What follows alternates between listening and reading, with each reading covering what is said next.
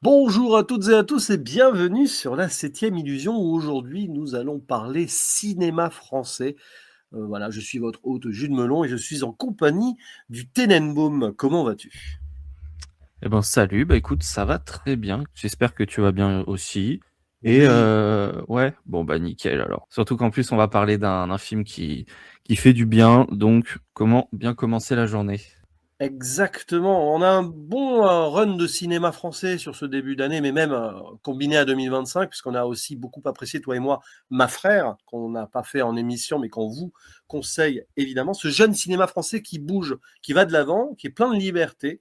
C'est le cas peut-être aussi de ce Baise en ville, qui est le second long métrage d'un jeune cinéaste, Martin Jova, qui nous avait quand même pas mal épaté il y a 3 ans avec Grand Paris et quelques autres court-métrage fort sympathique, notamment Le sang de la veine. Et ici, il revient donc en tant qu'acteur aussi réalisateur, parce qu'il aime bien, il écrit, il fait tout, hein. Enfin, il fait beaucoup de choses dans son cinéma. Et il joue à côté de William Legbill, qui était déjà présent sur ses précédents, hein. D'ailleurs, il récupère un petit peu son équipe habituelle, Sébastien Chassagne, Anaïd Rosam, et des nouveaux apparaissent des acteurs, actrices expérimentés, parce qu'il a un peu plus de budget ici, notamment Emmanuel Berco, ou encore, ça c'est plus étonnant, hein, Michel Hazanavicius et Géraldine Pellas, qui interprète ses parents. Mais l'histoire de Baise en ville, sur le papier, elle est assez simple, mais encore faut-il faire un bon film derrière. C'est Sprite qui a... Alors Sprite, voilà, je le dis à l'anglaise, mais bon, Sprite, vous savez, comme la boisson gazeuse, parce qu'il s'appelle Corentin Perrier, en vrai. Voilà, Perrier, Sprite, c'est amusant. D'ailleurs, c'est un gag qui est vraiment extrait de sa vraie vie à Martin Joa. Il avait un pote comme ça qui s'appelait Perrier, il l'appelait Sprite, donc comme quoi. Et il a 25 ans dans le film, et il est au tournant de sa vie, voilà, il est adulte, mais pas encore totalement adulte. Il sort d'une déception amoureuse, il est retourné vivre chez ses parents et il n'a ni boulot ni argent, donc il a besoin pour un travail. Dans la région parisienne, parfois c'est plus pratique quand vous êtes en banlieue un peu éloignée. Il a besoin du permis, mais pour le permis, il faut de l'argent. Et pour avoir un travail, il faut le permis, mais tu n'as pas d'argent. Donc qu'est-ce qui se passe? On est dans une situation absurde à la Kafka, si vous voulez, mais très façon française. Cette administration-là qu'on connaît et cette société d'aujourd'hui qui est assez, on va dire, questionnée, hein, dans un film qui quand même parle donc d'un jeune qui cherche sa voie et qui va croiser ainsi dans ses, on va dire, aventures de travail et de permis, la trajectoire d'une monitrice, un petit peu excentrique, on va le dire, Marie-Charlotte, et avec son pote qui est assureur, qui lui commence à réussir sa vie, il va avoir la possibilité d'être dirigé vers un travail très étrange, étonnant. Le Halo et nettoyau de Rico, joué par Sébastien Chassagne. Le principe est simple, aller donc, on va dire, régler des problèmes de désordre après des soirées chez des bourgeois, jeunes riches, etc. Donc ils passent à 1 heure ou 2 heures du matin après les fêtes pour tout nettoyer. C'est une entreprise qui n'existe pas en vrai, je pense pas que voilà, mais ça pourrait fonctionner. Pourquoi pas? Ça peut donner des idées de start-up, hein, les jeunes entrepreneurs à la Macron. Je pense que ce film tourne aussi en dérision cet aspect-là. Et ainsi, Corentin, alias Sprite, va avancer dans sa vie à travers ce film, entre rigolade absolue, parce que c'est une comédie feel good, mais aussi une réflexion sur l'existence, avec quelques moments plus émotionnels, disons-le, aussi sur le rapport à la masculinité. Qu'est-ce que c'est être un jeune homme dans notre société d'aujourd'hui par rapport à des codes aussi du passé, à travers ce baise en ville, hein, qui représente une sacoche que dans l'ancien temps, voilà, des gens prenaient pour aller en ville et y rester pour peut-être baiser en ville, d'où le terme. C'est intéressant, ça joue sur les générations comme film aussi, on en parlera peut-être par rapport aux spectateurs dans, dans la salle. Nous étions entourés de personnes assez âgées, nous, personnellement, Max et moi, dans nos séances. Alors, d'abord, première question, est-ce que tu découvres le cinéma de Martin Jova ici? J'allais dire presque, mais non, tu as vu d'autres choses de lui avant, il me semble. Alors ouais, alors on peut dire quand même que je découvre parce que là, j'ai quasiment découvert, la plupart de ses œuvres en une semaine. J'avais déjà entendu parler de Bézanville à l'époque de Cannes. C'était notamment, l'ami, Simon de David Désastreux qui en avait parlé à l'époque, qui avait adoré le film, donc je l'attendais beaucoup et puis, bah, là, à l'occasion de la sortie en France, sortie officielle, j'ai commencé par Le sang de la veine que tu m'avais conseillé et puis après j'ai continué sur Grand Paris que j'ai adoré et donc là avec Bézanville. Donc voilà, j'avais déjà vu 2 de ses œuvres avant, mais c'était vraiment sur un timing, voilà, quasiment sur une semaine le tout. Donc je découvre quand même, plutôt, plutôt Martin Jova là, ces derniers jours et ben, c'est très bien, hein. C'est vraiment très, très, très bien. Je me doutais que le film allait me plaire parce que j'avais beaucoup aimé Grand Paris. J'adore son humour et sa façon de mêler l'absurde, à la critique, générationnelle et là, je trouve qu'il est encore un cran au-dessus, hein. En fait, tout est question de prétexte dans le film, que ce soit le titre du film, même le plot de départ. Voilà, où concrètement le personnage au début, il se bouge le cul parce que sa mère lui supprime la bonde de la baignoire, voilà. Donc c'est vraiment, que du prétexte, mais tout ça, il arrive à en faire quelque chose de super cohérent et de super constructif, je trouve. Donc ouais, je j'ai vraiment adoré le film et je suis vraiment content d'avoir un cinéaste comme ça, 20 ouais, qui a 30 ans, 31 ans et qui bricole, mais qui arrive à faire quelque chose de super cohérent, quoi. Et toi, je pense que ouais, tu le connaissais déjà bien comme tu m'avais dit et oui, je pense que tu as Mmh. plutôt apprécié le film. Ouais, j'avais vu Grand Paris grâce à un lien presse à l'époque parce qu'il était peu distribué. Et d'ailleurs, cette possibilité de voir le film et de revoir quelques séquences derrière, c'est aussi le côté positif d'avoir. Bon, les films à la maison, c'est moins bien qu'au cinéma, mais dans des cas comme ça, on tire le meilleur. C'est vrai qu'un Grand Paris que j'ai revu, du coup, là, avant la sortie de Baies en ville, j'ai aussi découvert Le Sang de la Veine. Et on est dans cet univers Martin Jova. C'est-à-dire que si vous avez vu Le Sang de la Veine et ou Grand Paris avant, foncez voir Baies en ville. Vous êtes en terrain conquis. Et c'est intéressant de voir un jeune cinéaste qui a déjà sa patte, qu'elle soit d'ailleurs stylistique, esthétique. On peut le citer avec son chef-op, qui est son pote, et on voit qu'il forme un vrai binôme, un Vincent Peunier. Ce côté décalé aussi dans l'éclairage, dans les couleurs, on aime beaucoup ça. Mais c'est quand même la réalité. C'est-à-dire que, tu parlais un peu absurde et tout, c'est quelque chose qui traite de notre réel avec un regard autre pour un peu se décaler, pour tenter de se libérer aussi, c'est ça le cinéma, mais aussi regarder notre époque, notre société, etc. Et là où tu as mis le doigt, je pense, sur un truc, c'est que Baies en ville, c'est peut-être encore plus abouti, dans le sens où tu sens qu'il va renforcer cette émotion et cet ancrage dans notre société. Grand Paris, il y avait quelque chose aussi sur l'errance de jeunes de banlieue qui allaient vivre autre chose que des histoires, entre guillemets, clichés de banlieue qu'on pouvait imaginer dans d'autres films de banlieue préalables. Et là, je trouve qu'il pousse un peu plus loin dans cette idée de trouver sa place, en fait. Voilà, c'est du cinéma où toi, spectateur, tu peux te retrouver d'ailleurs à toutes les époques de ta vie. C'est ça qui est important. Toi, tu as la trentaine maintenant, enfin, tu as 30 ans, ça y est. Tu as l'âge de Martin Jova, grosso modo. Hein. Moi, j'en ai 14 de plus. Dans la salle, on avait des gens je sais pas, entre 55 et 70 ans, peut-être.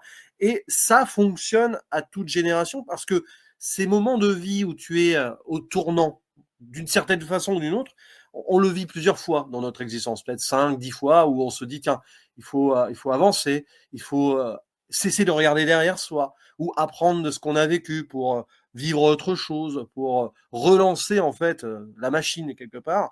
Et c'est pour ça que je pense que ce film parlera à beaucoup. Et la façon dont Martin Jova met ça en scène avec lui-même dans le rôle principal, on voit qu'il met beaucoup de lui. C'est ça, c'est un film sincère, c'est un film organique, c'est un film qui va filmer les moments aussi, les moments comme tu le dis là au début dans la baignoire où il a plus la bonde pour prendre son bain. Ça paraît ridicule, c'est drôle, c'est décalé, mais on le sent aussi une forme de mélancolie. Le premier plan, c'est il est dans son bain, tout habillé, à contempler l'impossibilité juste d'avoir un petit plaisir. C'est un tout petit plaisir, c'est qu'il ne prend même pas des bains, c'est-à-dire qu'il se trempe à peine avec peut-être 5 cm d'eau dans la baignoire. Moi, ça me fait beaucoup marrer, ça. D'ailleurs, la scène d'introduction est très étrange. Il y a une sorte de vortex spatial en lien avec cette eau qui s'écoule. C'est-à-dire qu'il arrive à lier dès le début le ridicule de l'absurde de la situation à quelque chose de réflexion, une réflexion qui va dans l'existentiel absolu, quoi. Ouais, ouais, ouais, non, mais clairement, le 1er plan du film retranscrit, l'état d'esprit du personnage et puis, bah, l'état d'esprit de cette génération. Enfin, en tout cas, moi, c'est comme ça que je le vois.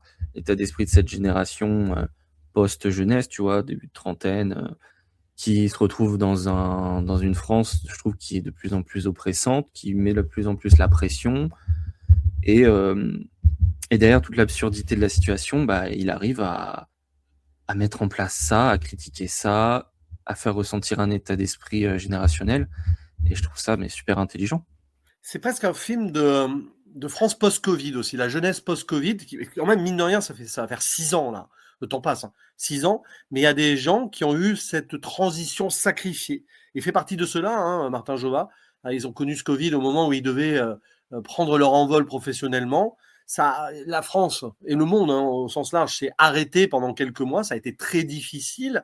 Et après, il fallait reprendre. Et en plus, comme tu le dis, notre France sociétale, là, depuis quelques années, depuis cette double élection du président actuel, je pense qu'on y reviendra à un moment quand même, plus dans la zone spoiler sur ce plan-là, où tu as l'impression qu'il y a une forme de stagnation et même de résignation dans l'idée d'y croire. Et je pense que c'est un film qui veut relancer quelque chose en disant, bon, oui, on a vécu ce qu'on a vécu, c'est pas facile, ça fait des années que cette jeunesse-là commence à piétiner, on va dire ça comme ça, et ce film donne l'envie de reprendre la course, la marche en avant. Et c'est aussi pour ça d'ailleurs que Martin Jova insiste pas mal sur la première partie du film, sur des courses, des moments travelling qu'on voyait déjà dans Grand Paris.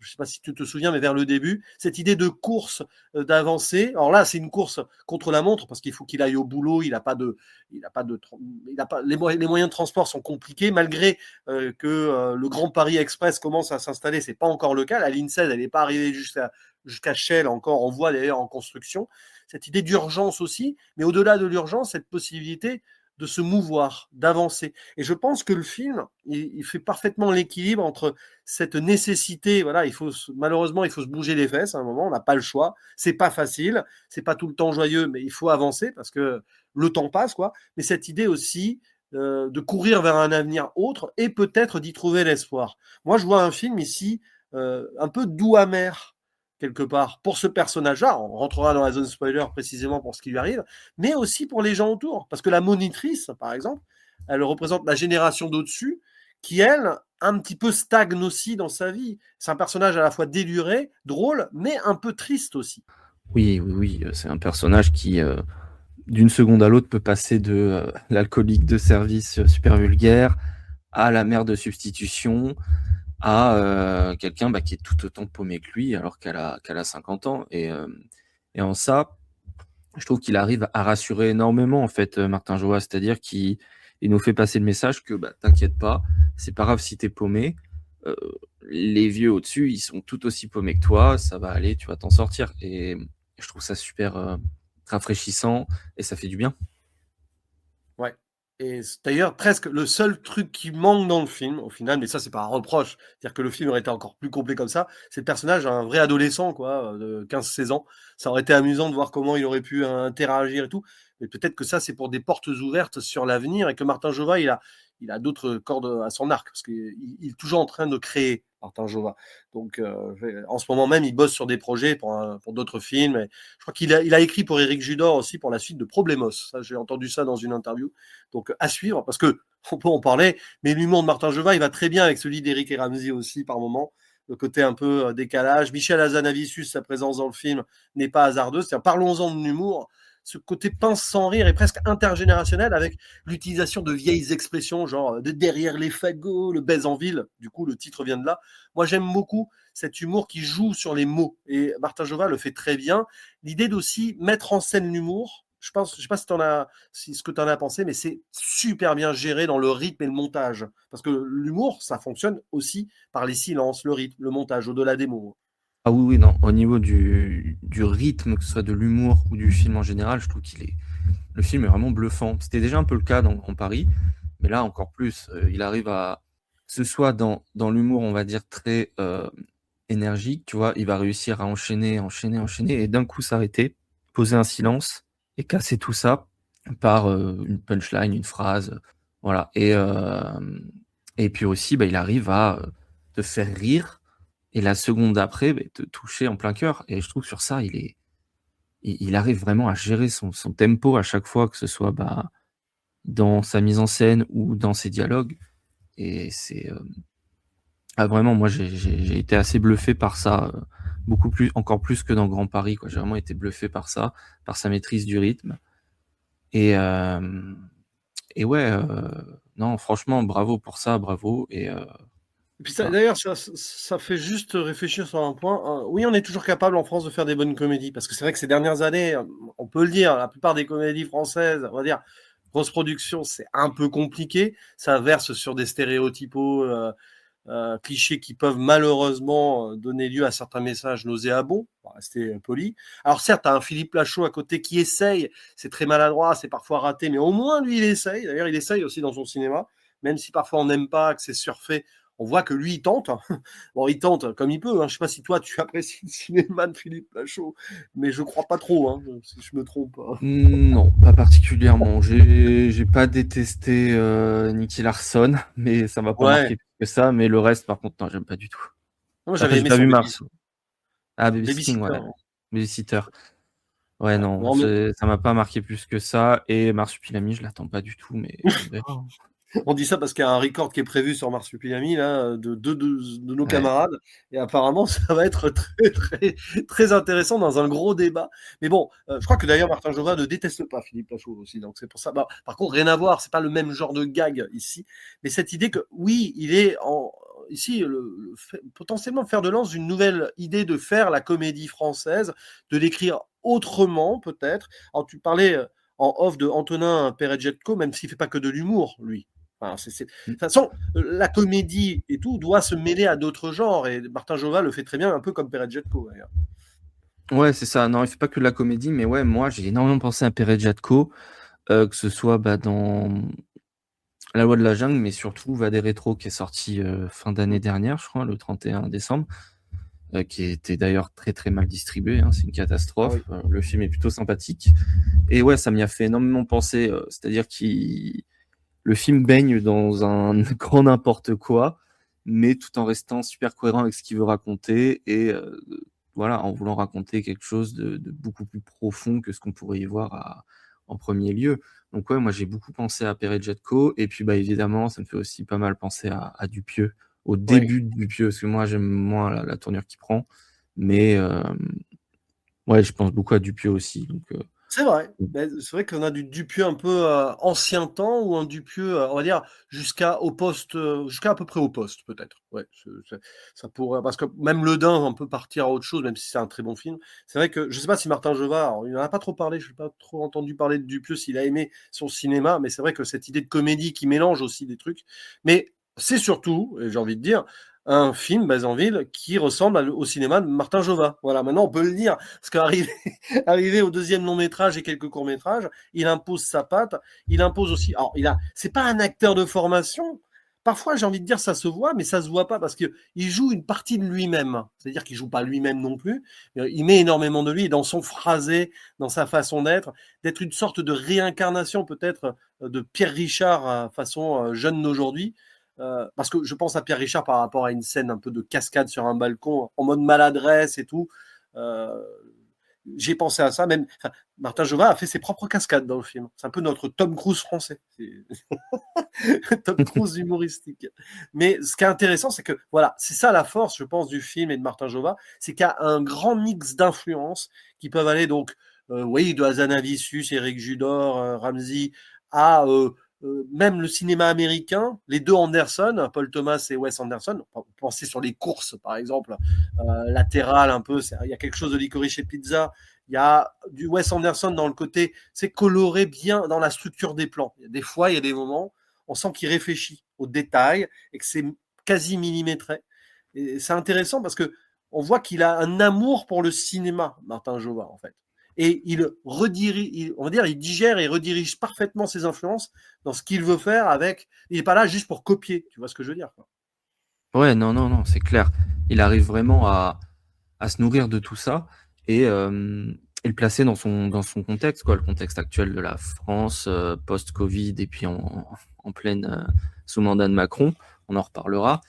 Et ouais, donc ouais, il y a du Wes Anderson dans sa façon de gérer le cadrage, tout ça. Et moi, j'ai vu aussi pas mal de Jim Jarmusch Ouais. dans tout ce côté un peu absurde, sa gestion des silences, de la gêne. Enfin, il y a tellement de choses dans son cinéma, mais malgré ça, malgré qu'il y ait plein d'aspirations, bah, c'est son cinéma lui. Et puis après avoir vu Grand Paris, tu m'aurais montré un plan de Bézanville, j'aurais reconnu directement que c'est du Martin Jova. parce que ouais, il a vraiment une signature. Bah déjà, il y a tout son rapport à la périphérie parisienne. C'était déjà le cas dans Grand Paris, c'est également le cas là. Il filme la banlieue parisienne, que ce soit les travaux du Grand Paris ou alors l'attente des transports, voilà, la galère un peu d'être en banlieue parisienne. Et ouais, il a cette signature tout en s'étant nourri de toutes ces références. Et c'est des références de plutôt bon goût, hein, je trouve. Ouais, c'est ce regard sur le monde aussi, ce côté mélancolico, d'attente aussi qu'on retrouve peut-être indirectement, mais dans un autre univers, dans le cinéma de Jazanke. Parce que, petite anecdote, on avait parlé en privé à l'époque de Grand Paris et il m'avait, conseillé Jazanke. J'ai découvert Still Life grâce à lui. Voilà. Ce qui m'a permis l'année dernière, bon après je l'aurais peut-être vu, mais de découvrir Les Feux sauvages en salle, voilà. Donc c'est quand même amusant quand on y pense. Donc il ne s'arrête pas au cinéma français ou américain en plus. Mais oui, dans cette idée de regarder comment je pense que c'est quelqu'un qui regarde le monde, qui regarde autour de lui. Je l'imagine, Martin Jova, dans les transports et tout, regarder l'extérieur ou en attente et tout, et avoir des idées comme ça de plans, d'écriture pour ses prochains films. Et c'est ça, le cinéaste qui regarde le monde, finalement, Martin Jova, il regarde son monde et il a envie de le décaler aussi. Il va faire un film. C'est sûr que ça va pas être le genre de cinéaste qui va faire du naturalisme pur ou du documentaire. Quoique, je pense qu'il pourrait faire de très bons documentaires. Rien qu'avec la réalité, il y a des trucs qui fonctionnent. Même dans l'humour entre potes, ça pourrait marcher, quoi. Mais il y a cette esthétique-là. Et ça, c'est avec son chef-op aussi. Cette utilisation très colorée et très lumière un peu brumeuse par moment. Quelle est l'idée derrière? Certains diraient qu'il veut s'échapper du réel. Moi, je pense qu'il veut faire un pas de côté pour nous donner une envie de créer d'un autre réel, c'est-à-dire s'imposer dans cette réalité qui est pas facile, vivre sa vie tout en prenant quand même conscience politiquement des choses, mais quand même se créer ce petit cocon et avancer contre vents et marées. Finalement, on a un vrai geste politique dans ce film aussi. Et c'est un geste politique à la Martin Jova. C'est-à-dire qu'il ne va pas aller chercher le misérabilisme naturaliste non plus, quoi. Et pas de pathos pour autant. Non, non, non, il y a pas du tout de pathos. Ça reste toujours très, je sais pas comment dire, mais en fait, il dresse le portrait de galérien, tu vois? C'est des personnages très goofy, tous un peu galériens, surtout le personnage de Martin Jova. Et ouais, il arrive à, derrière ces galériens, à dresser le portrait d'une génération qui est paumée, mais sans tomber dans le merde, la vie elle est horrible, c'est trop compliqué, on va pas s'en sortir. Non, non, il ridiculise aussi ses personnages et ce qui fait aussi dire que voilà, s'ils sont dans cette situation-là, faut aussi qu'ils se bougent le cul, que c'est un peu de leur faute aussi. Mais en même temps, il va adresser des parallèles avec la société actuelle qui fait que bah ouais, les gars, vous nous demandez de faire ça, mais en même temps, regardez ce que vous faites, comment vous voulez qu'on s'en sorte de manière facile. Et, et ouais, non, c'est super intelligent. Mais tous les personnages sont, je trouve, super réussis, hein, que ce soit le personnage de Martin Jova, donc de Sprite, le personnage de Sébastien Chassagne, Rico, qui tient la boîte, qui est très très drôle et super attachant, quoi, parce que au début, on sait pas trop est-ce que ça va être un patron tyran ou quoi, mais en fait non, le mec il est super attachant, il est super gentil, il est super drôle. Et puis bah surtout, moi, mon coup de cœur du film, je trouve que c'est le personnage d'Emmanuel Bercotte, qui arrive à être sur plusieurs plans, c'est-à-dire elle va servir de monitrice, un petit peu de mentor pour le personnage. Et en même temps, derrière ce mentor, bah, il y a des grosses fêlures qui sont aussi, voilà, les conséquences d'une société pas facile. Et je trouve que l'écriture des personnages est vraiment maîtrisée, quoi. Ouais, c'est un buddy movie aussi. Parce que bon, ça, c'est très Martin Jova dans son précédent, c'était très ça. Mais cette île, bon, on voit pas trop William McBeal, mais bon, le beau-frère et tout, on voit la relation qu'ils peuvent avoir, c'est amusant. Mais surtout, le vrai buddy movie du film, alors, il y en a deux en fait. Marie-Charlotte et Sprite forment un duo d'amis. C'est une amitié étrange d'ailleurs. Enfin, c'est des choses, on ira en zone spoiler plus pour ça, mais qui pourraient dériver à droite, à gauche. Mais on joue un peu là-dessus, sur des codes. Et justement, on va déconstruire certains clichés après. Et il y a le patron, tu en as parlé, Sébastien Chassagne, qui, on le voit, est une sorte d'ex-galérien qui a réussi à presque duper le système de l'entrepreneuriat à la Macron en créant un truc complètement ridicule sur le papier quand même, mais il y a cru. Il a cru en son truc. Je parlais de réalité décalée, c'est un peu ça, parce que du halo nettoyau, en vrai, je sais pas si ça fonctionnerait, mais il a réussi à gérer un truc en profitant, on va dire, des délires des jeunes bourgeois, la plupart macronisto, néo-riches et tout, en allant nettoyer leurs trucs. Il y a des scènes. Alors, il y a la scène sur la dernière cliente. On n'en dit rien pour l'instant, mais c'est le moment un peu climax humoristique, politique du film.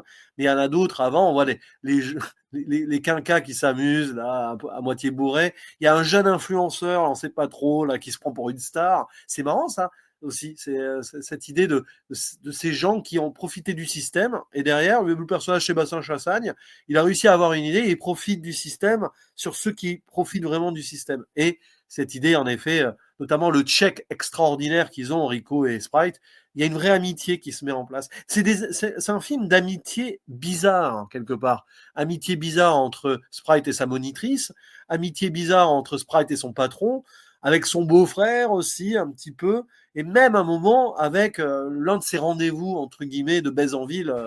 On reviendra après là-dessus en zone spoiler. Ouais, non.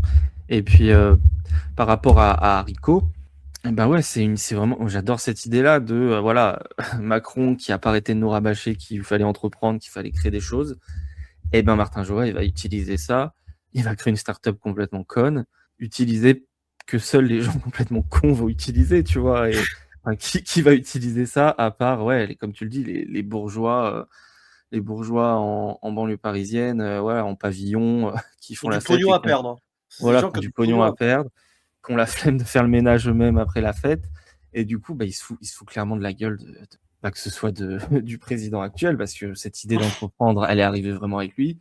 Et puis, bah, de ces macronistes qui dépensent leur argent dans des choses complètement dérisoires, qui servent à rien, mais du coup, bah, qui profitent à certains qui ont eu le nez creux, et voilà, des anciens galériens, comme tu dis, quoi. Et ouais, moi, j'adore cette idée-là.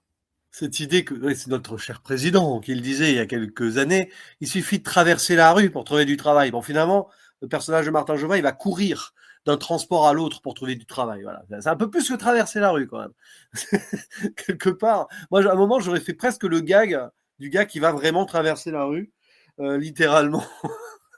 Mais bon, ça aurait été difficile à écrire, mais ça aurait été amusant. Ça aurait fait une référence quand même peut-être trop pointue. Et il y a cette scène extraordinaire d'entretien d'embauche dans le van du patron Rico, avec de l'humour exceptionnel là aussi, avec William Legbill qui est là comme le soutien moral et mental de Sprite.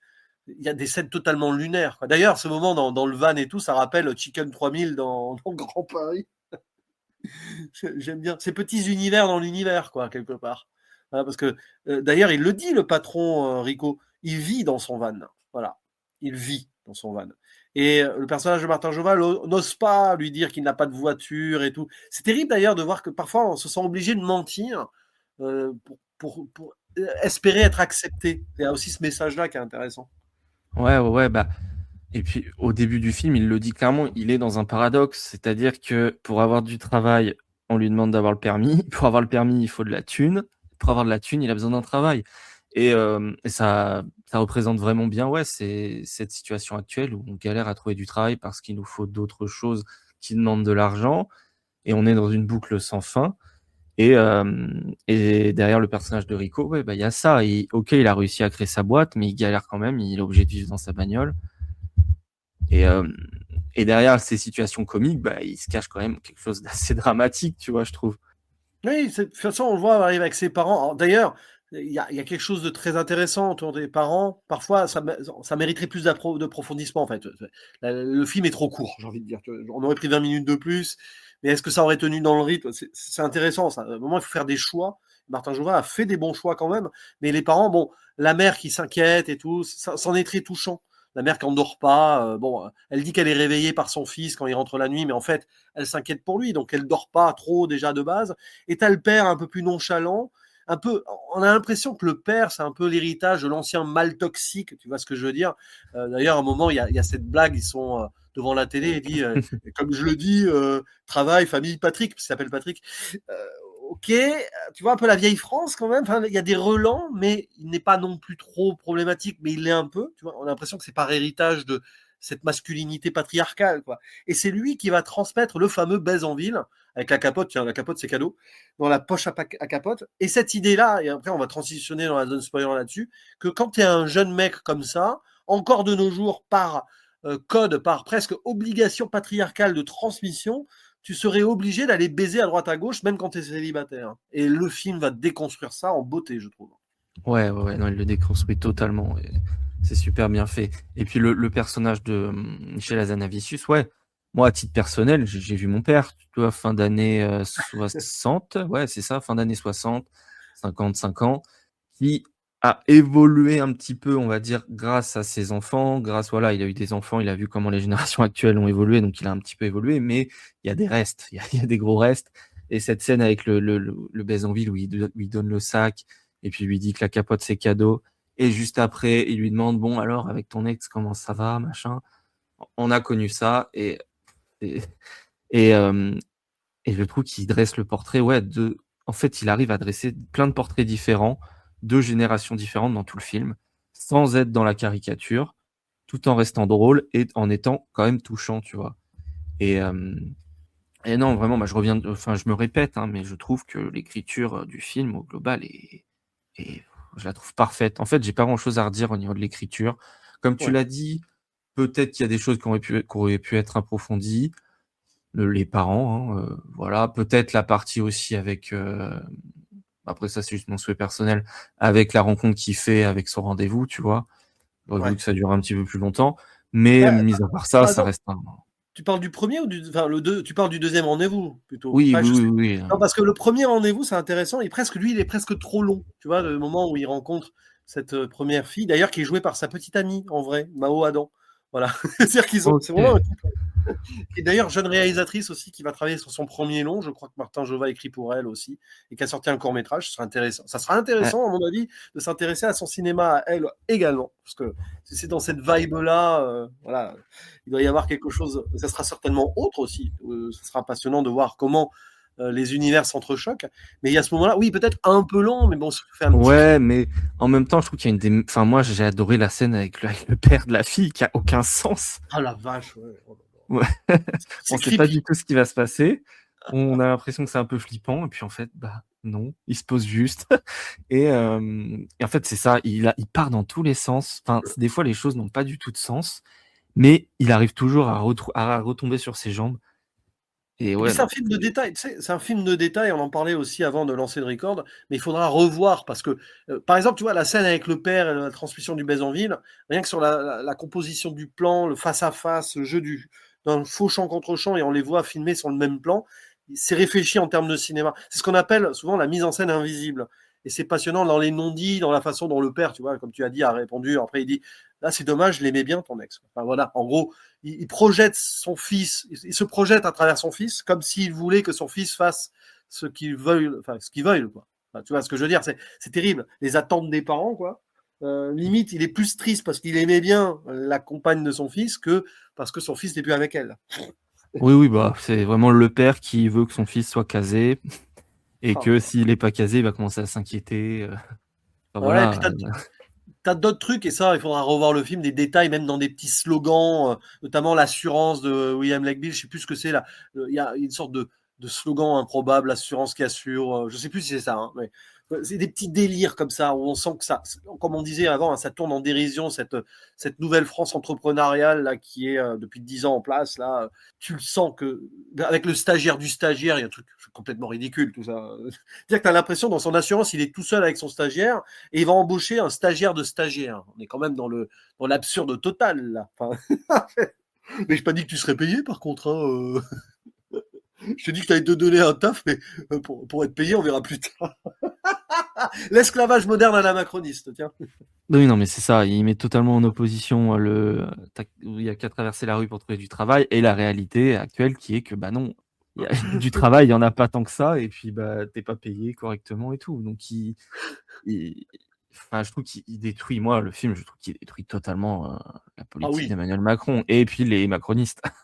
Il y a des trucs, bon, puis après, on va pas revenir sur certaines scènes d'humour, mais entre les deux monitrices en rivalité, des blagues à base de sac à vin, sac à foutre, sac à dos. Je crois que j'ai eu un fou rire comme j'ai rarement eu ces derniers temps au cinéma à ce moment-là. Parce que là, on parlait de la gestion du rythme sur cette scène-là, par exemple. Il y a le silence, boum. Limite, tu rajoutes les cuicuis d'oiseaux en fond. Parce que ça joue beaucoup sur les sons aussi. Il y a des moments, ils surmixent des sons improbables.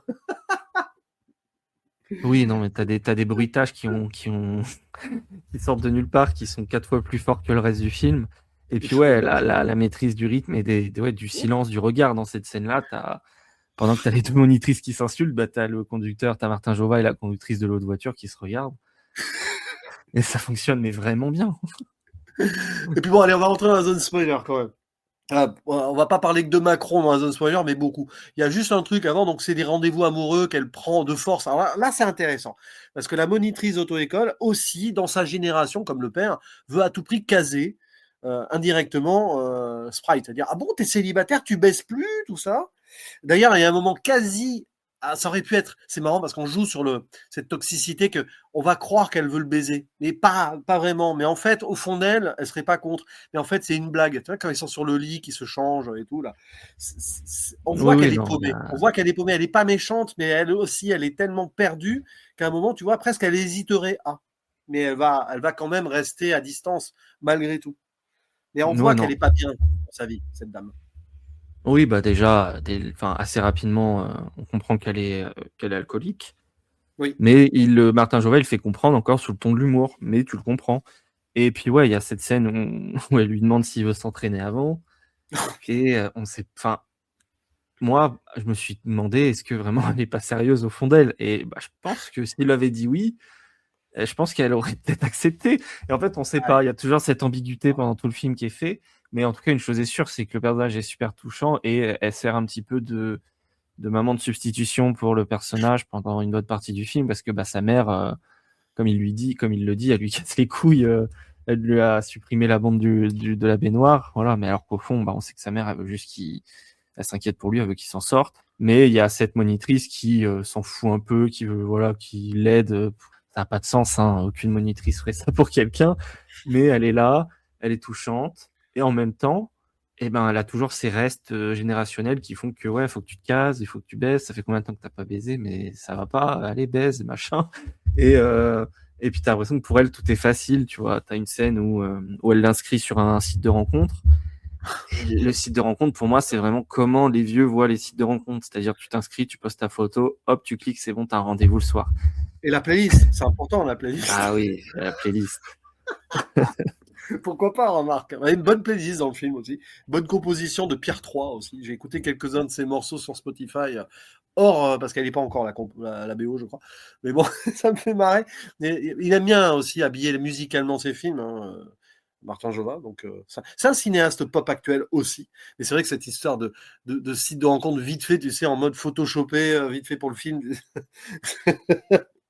Et puis, magie, ils vont trouver quand même le match parfait dans un trou perdu du 77 près de la campagne, là. Ça n'a aucun sens. Moi, j'aime beaucoup cette idée du non-sens, presque. Mais c'est possible aussi dans la vraie vie. Et puis après, alors, bon, bah, ça s'emballe un peu vers la fin quand même, hein. Il y a cette idée que, bon, ils doivent aller à Marne-la-Vallée, je crois. Et pour le Halo Nettoyau, final, le final boss du Halo Nettoyau, cette magnifique maison où ils sont accueillis par une dame qui va montrer son maillot de l'équipe de France, 49-3. Et c'est une députée macroniste. Et Ah, oui, on parle de ça, on n'a pas parlé encore, mais c'est vrai qu'on pourrait oui, parler du aussi précédent rendez-vous de Safia. Ouais. voilà, que de Safia, que le personnage que Sprite a. Donc Très ouais, très belle scène, extraordinaire scène avec des split screen à 3 là. Tiens, je te laisse la raconter. Cette scène où il a son AirPod, où il est guidé. Oui, bah, bon, bah, la monitrice continue de vouloir le caser pour qu'il puisse dormir sur place pour aller travailler sans dormir dehors. Et sauf que bah, il flippe lui. Il a pas envie en fait. On le comprend. Hein, il a pas du tout envie de faire ça. Hein. Ça l'emmerde. Il se sent pas bien. Il a pas du tout envie de ça. Mais il le fait quand même. Mais il a pas envie de le faire seul. Donc il met un AirPod. Et puis bah ouais, t'as cette scène lunaire où il rentre dans la maison de la fille. La fille est bizarre, hein, déjà, on la trouve bizarre. Le ton dont elle parle et tout, c'est assez chelou. Et lui, il n'arrive pas à parler. T'as la monitrice qui le guide par AirPod, ouais, avec un split screen. Et ça fait, tu sais, mission impossible. T'as l'impression d'être dans mission. Ouais. Très très belle scène de montage et tout, parce que ça fonctionne, mais alors au taquet. Ouais, non, mais ça fonctionne. Mais si tu reprends du recul, la scène est complètement conne, mais ça fonctionne tellement bien. Et puis ouais, donc ouais, il a un rendez-vous. Elle le guide par AirPod, sauf que il y a plus de réseau évidemment. Enfin non, ouais, si, non, c'est le Bluetooth qui s'active. Ouais, voilà. Ouais, il y a une pub, voilà. Voilà, donc il y a une pub, donc il y a toutes ces interférences et tout, donc il perd le contact, donc il est obligé de se débrouiller tout seul. Et on voit que tout seul, ouais, voilà, il est en calbute parce qu'il y a une demande d'enlever son pantalon parce que il a été dehors avec le pantalon. Voilà. Et puis très rapidement. Mon lit. N'importe quoi. Voilà. Et puis très rapidement, bon on croit que elle veut en découdre avec lui physiquement. Hein. C'est pas une scène à la American Pie d'ailleurs, non, elle le balance dans le lit où il tombe. Ouais, si, ça fait très American Pie. Hein, il y avait ça. Vraiment, il y a du American Pie, ouais, non, totalement. Même la scène où c'est la monitrice qui lui demande si elle veut pas s'entraîner et tout, ça fait un peu American Pie aussi. Mais oui, c'est vrai. Ouais, et lui, du coup, ouais. Je crois que Super Grave, il aime beaucoup le film Super Grave. Ouais, c'est vrai. Ouais, non, c'est vrai qu'il y a aussi un peu du Super Grave. Et du coup, ouais, limite, elle le force. Donc là, pareil, Martin Jova, il parle aussi de ça, hein, du consentement.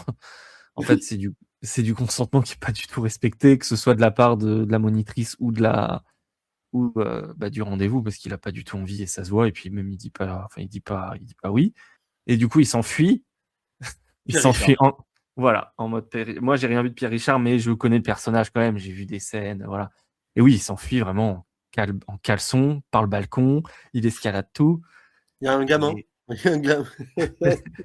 Il rentre. Il y a un gamin. Voilà. Il rentre à moitié à poil chez les gens. Peut-être être traumatisé à vie, le gamin, quand même. C'est triste. Et puis, il réussit à s'enfuir, sauf qu'en fait, non. Il se prend un coup de savate par la meuf qui l'attendait en bas. Et puis, en fait, la meuf, c'est une flic. Et donc, il y a aussi cette idée que la police, ils sont ultra violents, quoi. Ouais, pour rien. Oui, vraiment, pour rien. Donc, c'est une super scène. Donc, oui. Mais le pire, c'est que tu as une grande nuance d'écriture. C'est bon, il y a tout ça. Mais après, derrière, ils vont quand même discuter. Ils vont faire ami-ami en discutant. Donc, comme quoi, finalement, discuter, c'est plus compliqué entre une fille et un garçon, peut-être, que. Ça, on le voyait dans le sang de la veine. Hein. C'est exactement ce qui se passe dans le sang de la veine. C'est-à-dire que finalement, après, les deux personnages vont finalement parler et rester côte à côte. C'est beaucoup plus difficile de faire ça que de baiser, visiblement. S'ouvrir aux émotions et parler, finalement. Est-ce que le message, c'est n'hésitez pas à communiquer entre vous, je pense. C'est ça le message du film. Ouais, c'est ça. Le message, c'est plus difficile, mais par contre, c'est beaucoup plus positif que juste baiser pour baiser si vous en avez pas envie, en fait. Et ouais, et puis du coup, avec la flic, je sais plus, elle croit que c'est un voleur ou un prédateur. Enfin bon, bref. Du coup, il lui dit non. Il lui dit clairement, parce que ça n'a pas de sens. Il lui dit non, mais je voulais juste dormir chez vous parce que j'ai pas de maison et que je travaille ce soir. On va nettoyer machin. Voilà. Donc elle lui demande de l'accompagner à son lieu de travail et c'est là qu'on voit que en caleçon. Et chaussettes. Et personne dans la maison ne se pose de questions de pourquoi il est en caleçon. Enfin voilà. Oui. Venez faire la fête avec nous, allez hop, regardez, on fête mes 3 ans, on est députés.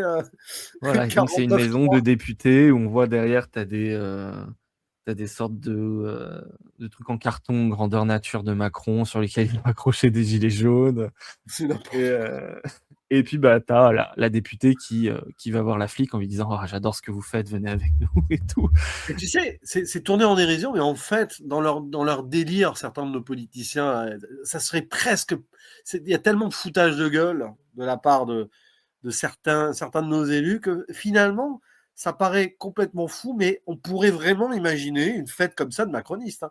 Premier degré. Hein. Quand tu vois certains influenceurs d'extrême droite qui font des fêtes en chantant des chants allemands nazis, par exemple, c'est bête à dire, mais ça paraît tellement gros pour être vrai, mais plus c'est gros, plus c'est vrai, hein, potentiellement. Ah oui, non, ça paraît pas improbable du tout. Même quand tu voyais pendant le Covid ceux qui se réunissaient pour faire des repas et tout, ouais, non. Ils ridiculisent ça, mais en même temps, tu te dis, merde, ça se trouve, ils le font vraiment, c'est con, quoi. Et, et ouais, non, c'est Puis super drôle. Sans après, tu as rentrer le dans halo la.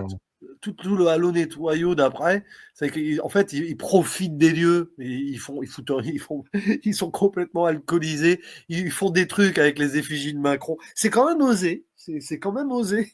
Faut produire, faut donner de l'argent à un film qui va faire ça quand même. Peut-être Ouais, que bah c'est c'est.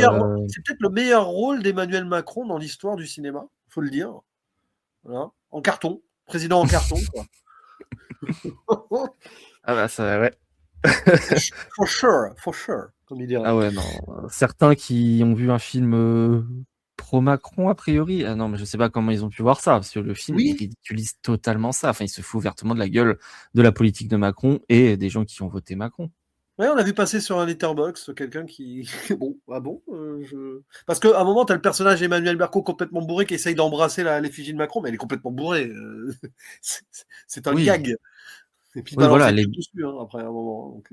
elle est bourrée. Et puis d'ailleurs, bah, cette scène-là, avant que Halo Nettoyo arrive, donc avant que Rico arrive, bah, il y a toute cette scène où le personnage de Sprite bah, dit ce qu'il a sur le cœur à la monitrice. Ouais, C'est une très très belle scène qui fait aussi un petit peu de peine, mais ça fonctionne super bien, quoi. Enfin, en fait, il ouais. arrive à casser tout ça, peut-être toute cette situation complètement absurde, voilà, de ces macronistes qui sont en train de faire la fête et qui sont en train d'applaudir la policière, avec voilà ce passage où il lui dit clairement, bah, arrêtez de me demander de faire ça, j'ai pas envie, vous me faites chier, voilà. T'es qu'une Ouais. alcoolique. Bon, il est dur, hein. Il est Oui, c'est super dur dur. avec elle. Mais bah, voilà, il dit ce qu'il a sur le cœur et c'est nécessaire. C'est vraiment le message du film. Dites ce que vous avez sur le cœur. Vous ne laissez pas complètement bouffer parce que les autres attendent de vous. Et voilà. Et puis, tu as à la fin d'ouverture, moi j'aime beaucoup cette idée que, bon, une fois qu'il est arrivé au bout du film, il est ressorti de la grandie, il a un boulot avec ben, son patron pote, il va avoir son permis probablement. Après tout, il a raccompagné, il a pris 2 heures de conduite gratuite comme ça en la raccompagnant parce qu'elle était bourrée. Bon, après, elle repart quand même complètement bourrée en voiture, hein. Ne faites pas ça chez vous, les gens. N'importe quoi. Mais à la fin, j'aime bien cette idée, voilà, sorte de playlist finale où, je sais pas, il y a une sorte de montage un peu surréaliste. Je sais pas si tu l'as perçu comme moi, où il va être en superposition avec cette lucarne qui donne vers l'espace. D'ailleurs, c'est littéralement le même endroit où ils ont tourné, je crois, le sang de la veine, hein. Ça me rappelle vraiment le sang de la veine. Cette idée où il y a peut-être une ouverture vers l'avenir et il regarde le ciel étoilé avec un sourire à la fin. Je sais pas comment tu as interprété cette finalité, que je trouve belle, mais en même temps, tout reste à écrire, hein. Oui, oui, bah là où le début du film s'ouvrait sur un plan de trou noir, donc voilà, c'est-à-dire l'avenir obscur, bah à la fin se termine sur un plan d'étoile, la liberté, l'espoir. Et c'est super poétique et ça fonctionne vraiment bien, hein, parce que le personnage de Martin, enfin de Sprite, est dans la lune littéralement. Enfin, c'est quand même Ouais. c'est un galérien qui est un petit peu à l'ouest, quoi. Et donc ouais, ça fonctionne super bien. Ouais, puis je pense qu'il aime beaucoup l'espace aussi, Martin Jobard. Oui. Voyez Grand Paris, on va pas spoiler Grand Paris, mais la finalité de Grand Paris est assez étonnante. Mais ouais, mais c'est beau aussi, c'est beau. Je trouve que ça se termine vraiment. C'est ça, c'est un plan qui est à la fois dans une forme, c'est une réalité dans sa tête, quoi. On est complètement dans son cinéma mental, quoi, Martin Jobard à la fin. Mais c'est ça qui est bien aussi. Ça pourrait faire presque. Ouais, je sais pas. J'ai pas trop de références directes, mais il y a quelque chose d'assez épatant sur cette finalité aussi qui surprend. D'ailleurs, moi j'étais là, je dis ah ouais, le film il se termine comme ça. Bon, c'est cool. Mais en tout cas, bon, arrivé au bout là, si vous êtes là, ça veut dire que vous avez vu le film.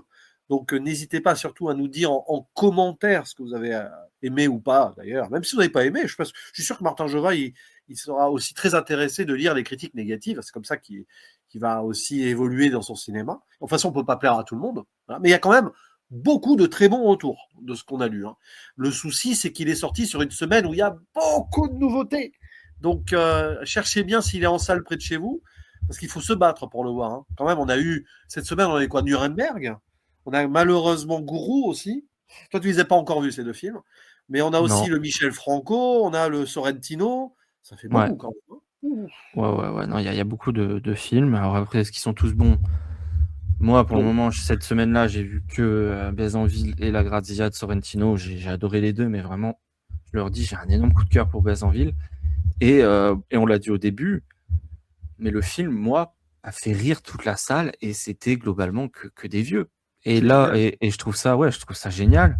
La salle, moi, était quasi pleine en plus. Moi, c'était pas une très grande salle, mais elle était quasi pleine et je trouve ça génial qu'un film qui parle autant à la génération, trentaine, tu vois, post-jeunesse, trentaine, arrive à toucher à on arrive à se reconnaître, peu importe l'âge.